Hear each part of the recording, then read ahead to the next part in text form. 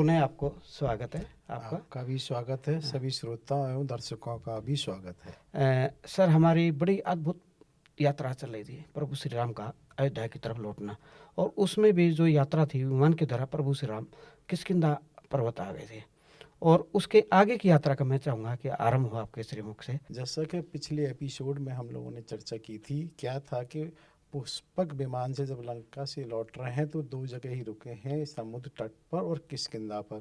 किष्किंधा के बाद जब वो जा रहे होते हैं पुष्पक विमान से, तो क्या होता है, जैसे ही पंचवटी के ऊपर से पुष्पक विमान जाता है तो सबको वो पुरानी स्मृति एकदम ताज़ा हो जाती हैं।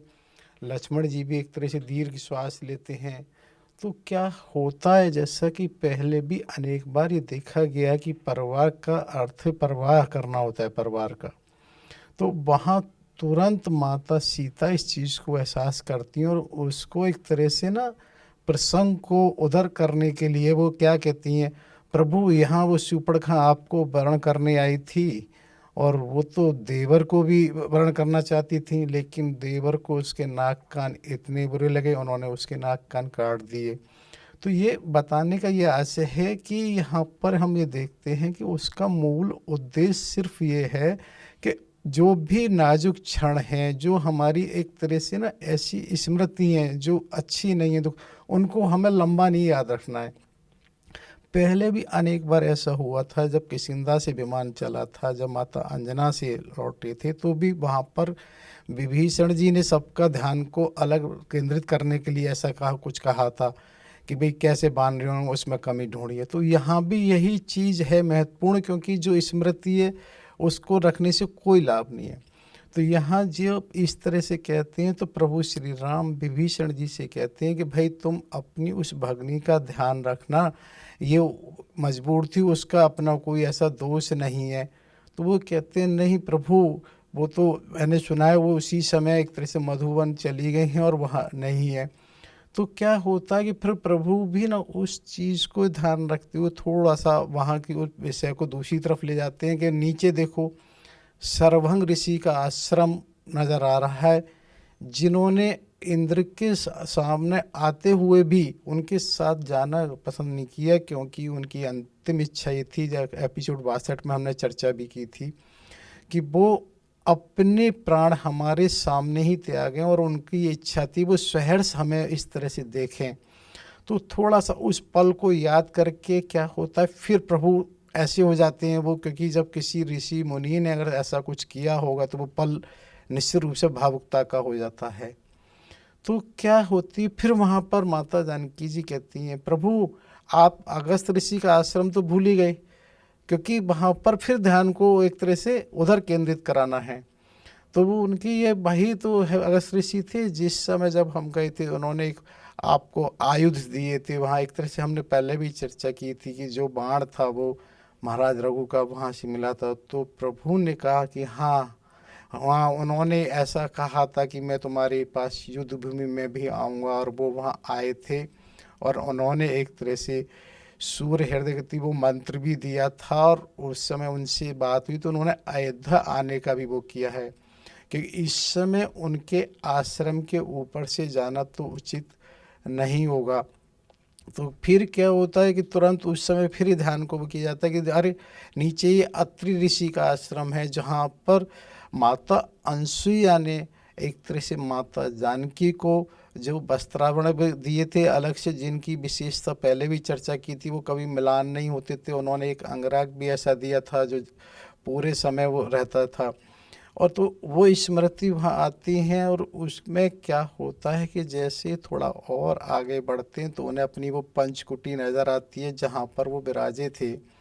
ये चित्रकूट में जो उनकी कुटी थी, जिसकी बात हुई थी कि वो वहाँ पर भी उन्होंने अपने ही हाथ से जब वहाँ पर कुछ पौधे वो लगाए थे, तो क्या कि समय के साथ वो पौधे वहाँ इस तरह से काफ़ी बड़े हो गए हैं और वो उन पर फल वगैरह लगे हुए हैं। तो वहाँ वो देखती हैं कि अभी भी बहुत सारे मृग और वो इस तरह से कीड़ा कर रहे हैं, तो बड़ा अच्छा सा लगता है। ये देखो इसका भरा पूरा परिवार, माता है उन्हें एक तरह से बात्सल्य टाइप की, अरे इसका परिवार हो गया है।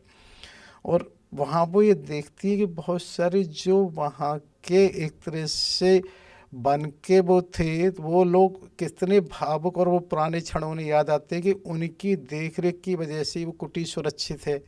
क्योंकि वो देखने और उसमें तो भले ही अल्प वस्त्रधारी होते हैं, लेकिन वो मन के बड़े साफ होते हैं, और ये उनको कैसे वो किया जा सकता है, क्योंकि वास्तविकता ये कि वो वहाँ पर वो जो मन के साफ हैं उनका ना प्रेम एक निश्चल प्रेम है। क्योंकि उनका किसी तरह का लेने का कोई आशा नहीं होता कि उन्हें कोई किसी तरह का होता क्या है, ये प्राय संसारिक की स्थिति होती है। हम किसी से भी संबंध थोड़े से भी अगर घट बढ़ जाते हैं तो किसी न किसी तरह का लाभ लेने की इच्छा हो ही जाती है। लेकिन वो ऐसे बने प्राणी हैं कि उनको कुछ लेने की तो इच्छा ही नहीं किसी तरह की।